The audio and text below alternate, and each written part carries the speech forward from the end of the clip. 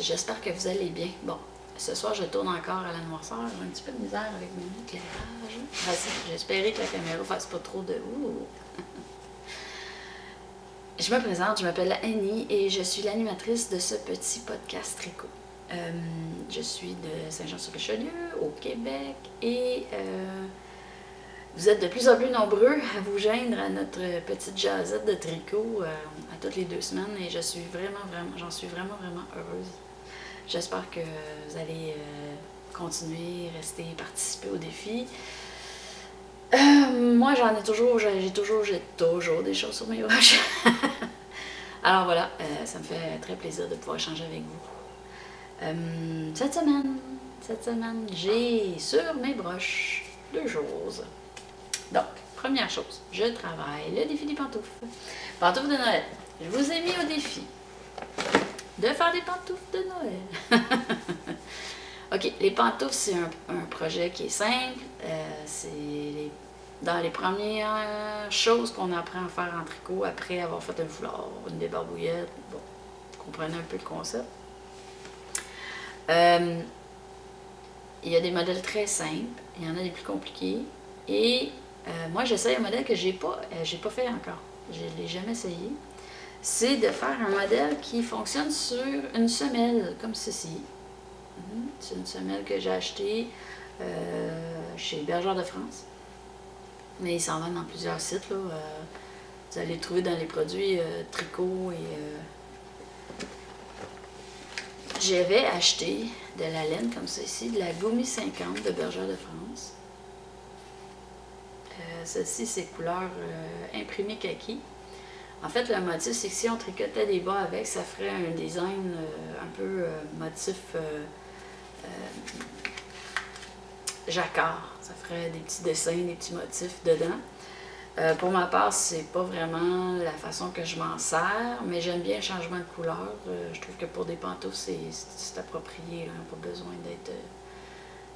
Ils peuvent être un petit peu funky. Alors voilà, je vais vous montrer ce que j'ai fait. Bon, premièrement, ça c'est mon modèle personnel, OK? Ne jugez pas, s'il vous plaît. J'essaie des choses. Je suis exploratrice. Je voulais garder le pied dans le fond de ma pantoufle où il y a le doudou, OK? Et pour ce faire, j'ai donc décidé de ne pas faire un bas que je vais juste simplement coudre à l'intérieur, ce qui aurait pu être le cas. J'ai décidé de faire comme une couche sur le dessus, ensuite, et une espèce de coude pour remonter vers le mollet avec ma laine. Bon. Là, je travaille avec un petit peu de la misère. Pourquoi? Parce que j'avais plus d'aiguilles circulaires, grosseur 2.5, qui est la bonne grosseur. En fait, la grosseur standard, travailler avec cette laine, grosseur de fil là, qui est vraiment petit. OK? Et j'ai donc été avec mes broches double pointe. Hein? Ah, cette misère noire! Non, mais grosso modo, je vous montre un peu l'idée, c'est que je vais avoir mon pied, disons que c'est mon pied, il va être comme ça ici. OK? Ça ici, c'est le dessus du pied. OK? Et mon talon, il va être comme ça ici. Donc, vous comprenez que le bout ici de mes aiguilles, il va être cousu, hein, va être fermé, pour donner une espèce de dessus de pantoufle comme ça. Un petit dessus de pantoufle comme ça. Et comme vous pouvez voir, je suis rendue à peu près hauteur talon. Hein, hauteur talon. Mais malheureusement, il me reste juste ça ici pour finir celui-là. C'est pas beaucoup. C'est vraiment peu. Là, je le tends parce que je tricote de l'intérieur vers l'extérieur, ce qui fait que c'est le dedans de ma balle qui est vide. Si je la laisse comme ça donne l'impression qu'il reste beaucoup, mais dans le fond, il n'en reste pas tant que ça. Donc, ça a bien avancé. L'idée, c'est que je vais me rendre au maximum que je peux aller avec cette balle-là. OK? Ça ne devrait pas être très haut, là, d'après moi. Si je veux garder assez de laine pour pouvoir faire la couture ici, plus la couture le long du pied pour attacher la semelle, il faut que je m'en garde quand même un peu. Et puis, ça ici, ben, je pense que j'en ai pour quelques allers-retours encore, mais après ça, ça va être assez. pour le plaisir, j'ai fait du nid d'abeille jusqu'ici. Ensuite, j'ai fait environ 5 cm de point mousse. Et puis là, j'ai recommencé au nid d'abeille pour aller vers l'eau. Je ne sais pas encore où je vais me décider, mais probablement que je vais décider de faire une bordure en côte 2-2 probablement. Juste pour avoir quelque chose qui resserre au mollet. À voir. Je sais pas encore. Alors, ça avance quand même, mais c'est un peu long. La progression, on la voit pas bien. Oh, excusez, j'ai échappé ma petite aiguille. Mes belles aiguilles en carbone, là. Hein? Faut perdre ça. OK. Voilà. Ça, c'est ce que j'ai présentement sur les broches pour le défi des pantoufles. Mais j'ai un autre défi qui roule en ce moment et j'y avais malheureusement pas pu mettre une seconde dessus. C'est pas vrai, j'ai mis plein d'heures dessus parce que j'ai cherché un modèle, j'ai cherché de la laine, j'ai cherché de la laine, j'ai cherché de la laine. Bon. Donc, grosso modo, j'ai commencé le défi Tricot Confo. Tricot Confo, c'est quoi? C'est un défi où je vous mettais au défi de réaliser un projet qui est chaud et confo. Facile, hein? N'importe quoi. Ce qui vous trottait dans la tête. Pour ma part, je voulais avoir un beau gros chandail doudou, là. Celui que tu rentres dedans le dimanche en revenant de la patinoire, là, puis avec un chocolat chaud. Et je suis tombée sur le modèle Tourist Sweater. Bon, Tourist Sweater, j'ai malheureusement pas la photo, hein, je crois pas que j'ai. J'ai pas la photo, je peux pas vous montrer la photo. Non, c'est pas grave. C'est pas grave. Je vous explique. Il y a un col comme ceci, assez haut, assez large. OK? Il n'est pas replié, là. C'est vraiment comme un col Mao, si on veut, là, mais plus haut. Ensuite, il a les manches raglantes, donc les manches en angle, comme ça ici. Et il se fait du haut vers le bas. Il est tout en jersey, donc tricoté en rond, ce qui veut dire toutes des mêmes endroits. Très, très facile, très facile. OK? Et arrivé au ventre, il a une poche, comme une poche de kangourou. Fait qu'il descend plus bas sur les hanches. Il y a une poche de kangourou. Bon.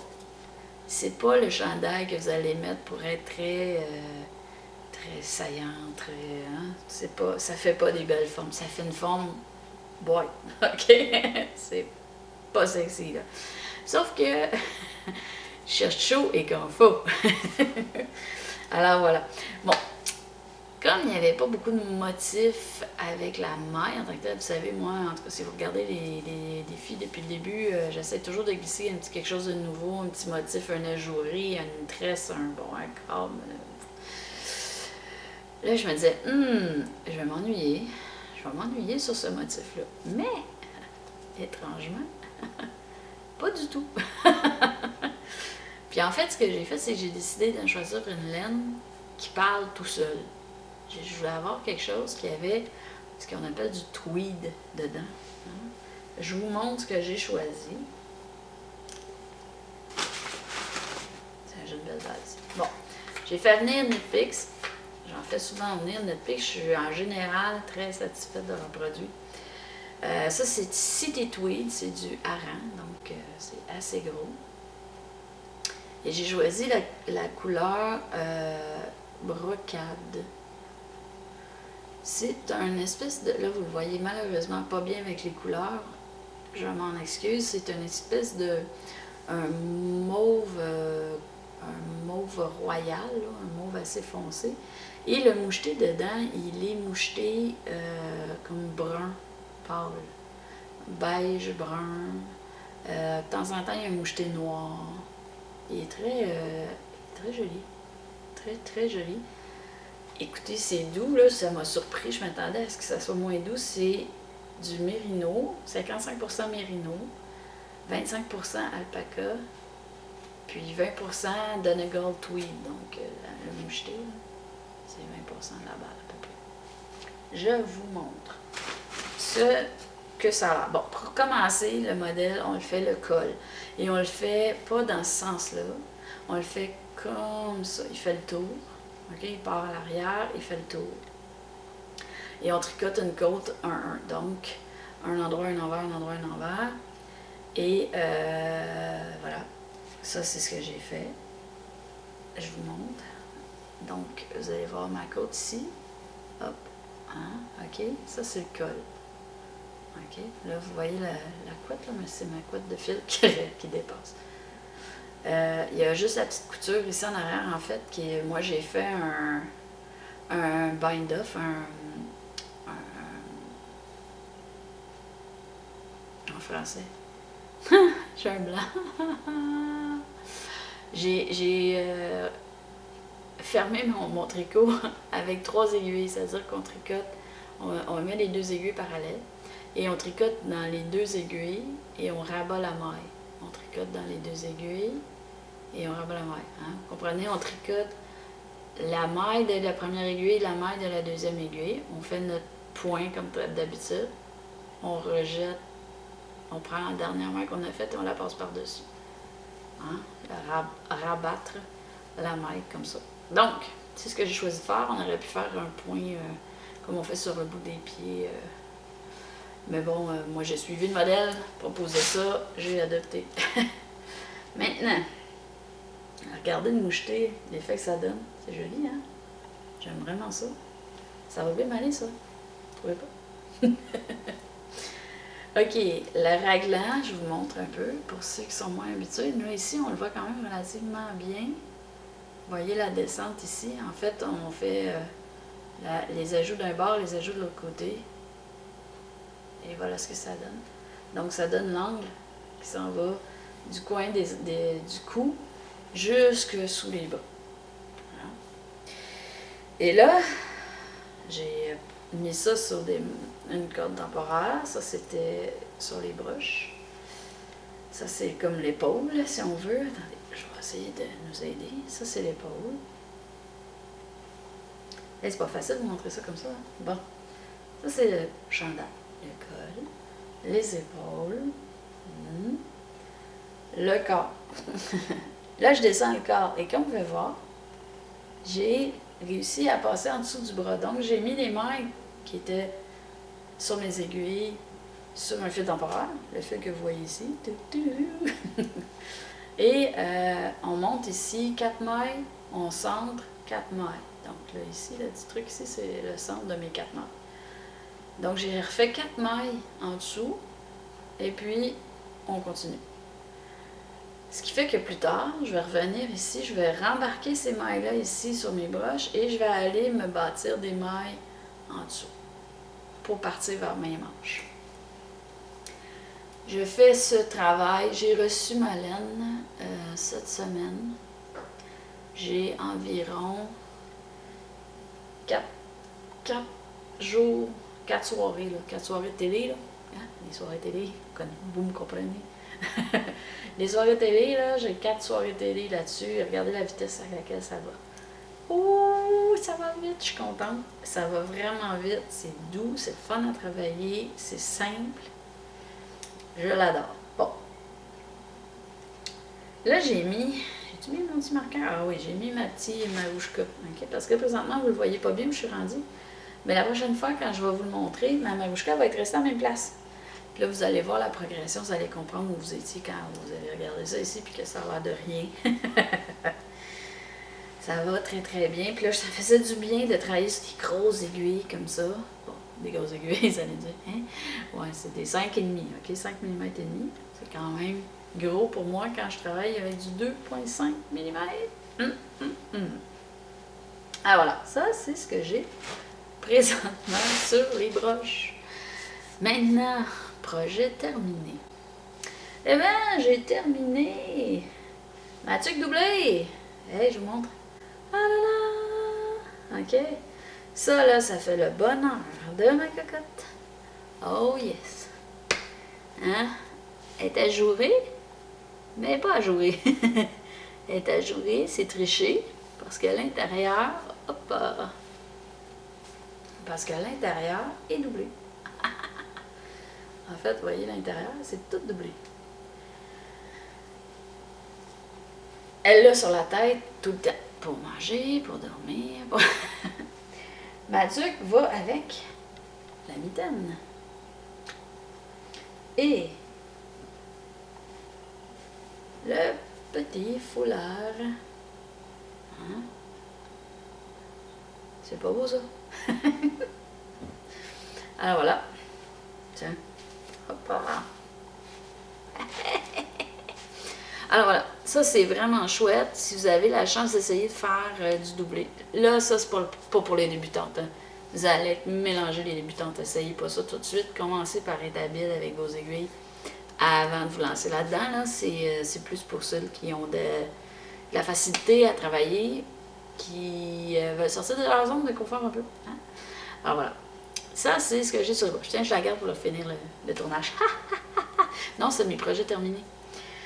J'étais vraiment contente de l'avoir fini, par exemple, parce que c'est un peu beaucoup plus long qu'une tuque standard. Hein. C'est comme faire 2 tuques, puis c'est d'alterner une maille de chaque. Donc, il y a beaucoup de perte de temps, de déplacement de fil par rapport à les faire séparément. Mais j'étais vraiment heureuse du résultat. Elle la voulait un peu plus longue, un peu slouchie. Ça va très bien, ça. Je pense que je vais y voler. OK. Blague à part. Donc, assez les trucs. Vous m'avez vu faire des chapeaux. Bon, on passe à autre chose.